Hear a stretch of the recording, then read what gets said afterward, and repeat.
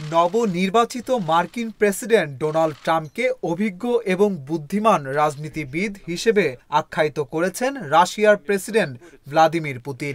তবে রুশ প্রেসিডেন্ট মনে করেন হত্যা চেষ্টার পর এখনও ট্রাম্প নিরাপদ নন।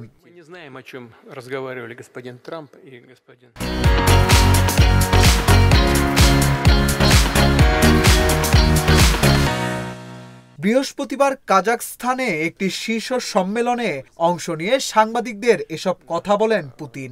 বার্তা সংস্থা রয়টার্সের প্রতিবেদনে এ তথ্য জানানো হয়। গত জুলাইতে যুক্তরাষ্ট্রের পেনসিলভানিয়ায় বন্দুকধারীর গুলিতে ট্রাম্প আহত হন। পরে সেপ্টেম্বরে ফ্লোরিডায় অবস্থিত ট্রাম্পের গলফ কোর্স থেকে বন্দুকধারী আরেক ব্যক্তিকে গ্রেপ্তার করা হয়।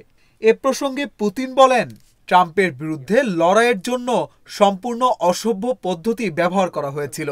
আমার মতে তিনি এখনও নিরাপদ নন। দুর্ভাগ্যবশত মার্কিন যুক্তরাষ্ট্রের ইতিহাসে বিভিন্ন ঘটনা ঘটেছে।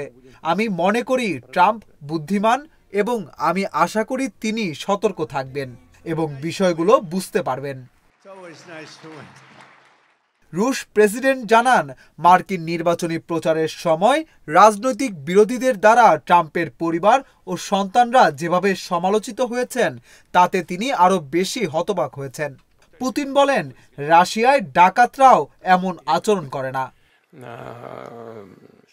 রাশিয়ায় পশ্চিমা ক্ষেপণাস্ত্র দিয়ে ইউক্রেনের হামলার বিষয়ে সাংবাদিকদের রুশ প্রেসিডেন্ট বলেন, যুদ্ধের তীব্রতা বাড়িয়ে জো বাইডেনের প্রশাসন রাশিয়ার সঙ্গে ট্রাম্পের সম্পর্ক আরো কঠিন করে তোলার চক্রান্ত করছে। পুতিনের মতে ট্রাম্প এই যুদ্ধ বন্ধে সমাধান খুঁজে পাবেন। রুশ প্রেসিডেন্ট বলেন, মস্কো সংলাপের জন্য প্রস্তুত।